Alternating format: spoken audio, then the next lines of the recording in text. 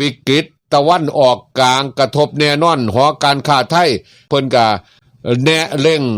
ให้รัฐออกมาตรการรับมือโดยด่วนมันต่อไปนี่ก็เหตุการณ์ที่เกิดขึ้นทั้งตะวันออกกลางพี่น้องครับสหรัฐกับอิสราเอลไปบอมอิหร่านแล้วก็เกิดสงครามย่อมๆพุ่นล่ะหอการค้าไทยร่วมประชุมกับนายกประเมินผลกระทบสถานการณ์ตะวันออกกลางต้นทุนพลังงานขนส่งนะครับ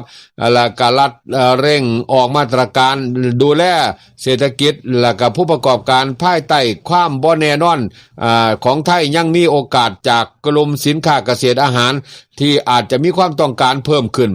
2 มีนาคม 2569ครับจากสถานการณ์ความตึงเครียดในภูมิภาคตะวันออกกลางที่ยกระดับสู่การเผชิญหน้าโดยตรงระหว่างสหรัฐอเมริกาอิสราเอลและก็อิหร่านนะครับซึ่งก็ส่งผลให้ตลาดพลังงานและก็การเงินของโลกเกิดความผันผวนอย่างมีนัยสำคัญนะครับดร.พจน์อารามวัฒนานนท์ประธานกรรมการหอการค้าไทยและก็สภาหอการค้าแห่งประเทศไทยเปิดเผยก่อนการเข้าประชุมประเมินผลกระทบสถานการณ์ตะวันออกกลางว่าสถานการณ์ดังกล่าวครับมีความเสี่ยงต่อเสถียรภาพเศรษฐกิจโลกโดยเฉพาะด้านราคาพลังงานด้านต้นทุนการขนส่งและก็ความเชื่อมั่นทางการตลาดทางการเงินพร้อมนะครับซึ่งก็อาจจะส่งผลมายังเศรษฐกิจไทยทั้งทางตรงและทางอ้อมโดยนายกรัฐมนตรีได้เชิญหน่วยงานด้านความมั่นคงหน่วยงานด้านเศรษฐกิจและก็ภาคเอกชนครับรวมถึงหอการค้าไทยเข้าหารือเพื่อประเมินผลกระทบในภาพร่วมและก็กำหนดแนวทางรองรับผลกระทบต่อประชาชนและภาคธุรกิจไทยอย่างรอบด้านนะครับความเสี่ยงจากช่องแคบข้อมุดซึ่งก็เป็นข้อขวดพลังงานโลกวันต่อไปถือว่าเป็นเส้นทางยุทธศาสตร์ที่รองรับการขนส่งน้ำมันดิบประมาณ14 ถึง 20 ล้านบาร์เรลต่อมื้อบ่ได้หรือว่าคิดเป็นราวๆ 20% ของการค้าน้ำมันทางทะเลของโลกรวมไปถึงเป็นเส้นทางสำคัญของก๊าซธรรมชาติเหลวหรือว่า LNG ก็ไปยังตลาดเอเชียแล้วก็เกิดคอจำกัดด้านการเดินเรือบ่ว่าสิเป็นในลักษณะปิดช่องแคบหรือว่าสิเสี่ยงต่อด้านความปลอดภัยที่ทำให้บริษัทพลังงานและก็เรือบรรทุกน้ำมันชะลอการขนส่งและก็ก่อให้เกิดภาวะตึงโตของ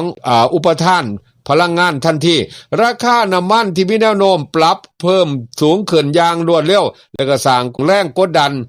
เงินเฟ้อในหลายประเทศนะครับประเทศในเอเชียได้แก่จีนอินเดียญี่ปุ่นและก็เกาหลีใต้หรือว่าเป็นผู้ที่นำเข้าน้ำมันหลักจากเส้นทางดังกล่าวโดยเฉพาะจีนที่เพิ่งผ่านน้ำมันผ่านฮอร์โมนในสัดส่วนสูงหากราคาพลังงานปรับเพิ่มขึ้นอย่างรุนแรงภูมิภาคเอเชียจะได้รับผลกระทบอย่างชัดเจนสำหรับประเทศไทยเฮาก็ในฐานะผู้นำเข้าพลังงานสุทธิความผันผวนของราคาน้ำมันและก๊าซธรรมชาติจะสะท้อนผ่านต้นทุนการผลิตค่าไฟฟ้าค่าขนส่งและค่าครองชีพของประชาชนซึ่งก็ต้องติดตามอย่างใกล้ชิดนะครับทั้งด้านดร.พจน์ระบุเพิ่มเติมว่าจากการประเมิน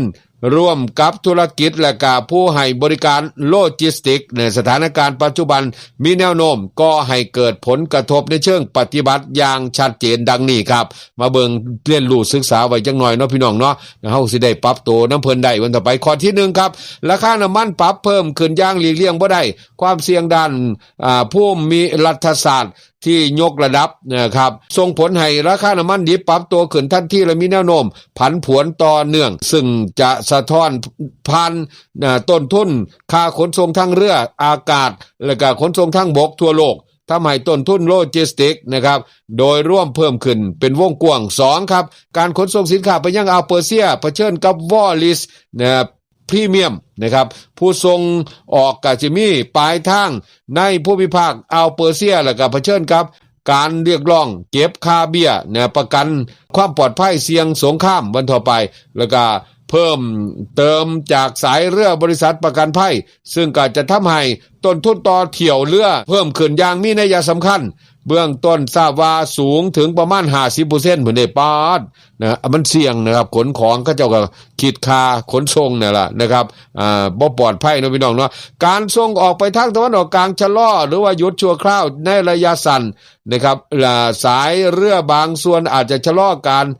รับจองตู้สินค้าไปย่างพื้นที่เสี่ยงหรือว่าปรับราคา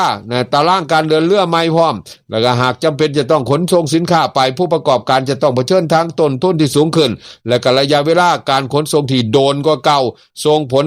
ต่อการบริหารสต็อกสินค้าและก็กระแสเงินสด 4 ครับการส่งออกไปยุโรปยังเผชิญต้นทุนเพิ่มขึ้นนะครับแม้หลายเส้นทางไปยุโรปรวมถึงสหรัฐอเมริกาฝั่งตะวันออกนะครับได้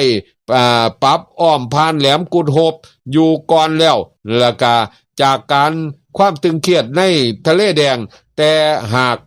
ราคาน้ำมันเพิ่มขึ้นนะครับอาจจะทำให้ต้นทุนและก็การเดินเรือเพิ่มขึ้นอีกนะฮะสั้นหนึ่งเป็นว่าจังสั้นส่งผลต่อราคาสินค้าปลายทางและก็ความสามารถในการแข่งขันของผู้ส่งออกไทยและก็สินค้าหากจะต้อง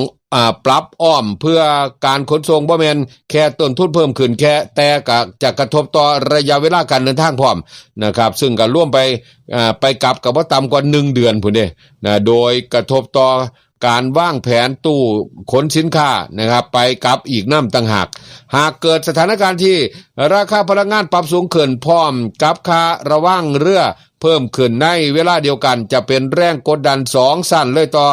ระบบการค้าโลกและก็ระบบกระทบต่อความสามารถในการแข่งขันของผู้ส่งออกไทยซึ่งผู้ประกอบการไทยควรเร่งทบทวนสัญญาการขนส่งเงื่อนไขการประกันภัยและก็ต้นทุนพลังงานพร้อมเตรียมแผนรองรับหลายสถานการณ์เพื่อรักษาความต่อเนื่องของธุรกิจและก็ลดความเสี่ยงจากความผันผวนในระยะสั้นเพิ่นว่าจังซั่นนะครับทางด้านดร.พจน์ก็ยังเว้าเพิ่มเติมว่าภายใต้ความบ่แน่นอนระดับสูงภาคธุรกิจควรเน้นการบริหารความเสี่ยงด้านต้นทุนพลังงานโลจิสติกและก็อัตราการแลกเปลี่ยนอย่างรอบคอบพร้อมจัดทำแผนรองรับหลายสถานการณ์และการรักษาสภาพคล่องนะครับทางการเงินให้เพียงพอแม้สถานการณ์จะสร้างความบ่แน่นอนแต่ประเทศไทยก็ยังมีโอกาสในบางส่วนนะครับโดยเฉพาะกลุ่มสินค้าเกษตรสินค้าอาหารมื้อนี้อาหารแปรรูปและก็สินค้าอุปโภคบริโภคที่อาจจะมีความต้องการเพิ่มขึ้นนะครับในช่วงที่สถานการณ์แบบนี้มันมีทั้งได้เปรียบเสียเปรียบแล้วล่ะพี่น้องครับเฮาต้องเร่งให้ดีครับโดยเฉพาะคนที่ผลิตอาหารโลกจังประเทศไทยเนาะพี่น้องเนาะสินค้าเกษตรควรที่สิได้รับโอกาสเนี่ยนะครับอาจสิมีการสั่งซื้อหลายกว่าเก่าแต่ว่าปัญหาคือการขนส่งนี่ล่ะนะครับจังได๋ก็อย่าสิมากดนำเกษตรกรล่ะเพื่อสิไปเป็นค่าขนส่งเจ้าของเด้อพวกค่าคนกลางเจ้าของอยากได้เงินนะครับอยากค้าอยากขายอยากมีกำไรต้องให้เกษตรกรมีเงินในการผลิตสินค้าให้เจ้านำเนี่ยบ่แม่นว่ามากดเอาทางนี้ซื้อราคาต่ำไปขายราคาสูงจังซี่แบบนี้ครับโอ้ยนักขี่กระเดียมเจ้าของนะอยากอายฟ้าดินเงยหน้าขึ้นฟ้าก็อยากอายฟ้าได้แบบนี้ก้มลงดินก็อยากอายดินครับย่างไปใส่มาใส่อยากอายคนยันแต่คนแนมเบิงยันแต่คนเหลียวเบิงนะครับสุดท้ายยืนอยู่ซื่อๆอยากอายใจเจ้าของพร้อมแบบนี้มันสิอยู่เป็นคนได้บ่แม่นบ่ฉะนั้นแบ่งกันนะถอยที่ถอยอาศัยเจ้าได้มั่งคอยได้มั่งเจ้าเป็นผู้ผลิตแม่นบ่โอเคเจ้าก็ควรที่สิมีนะครับกำไรเพื่อสิดูแลเบิ่งแย่งครอบครัวแล้วก็มีกำลังใจในการผลิตใส่แรงงานให้ข่อยข่อยก็สิไปบวกเอาเล็กน้อยนั่นสิก็สั่นเขาท่าเด้ค้าขายแบบนี้เขาเอิ้นว่าค้าขายแบบมีธรรมาภิบาลนะครับอุ้ย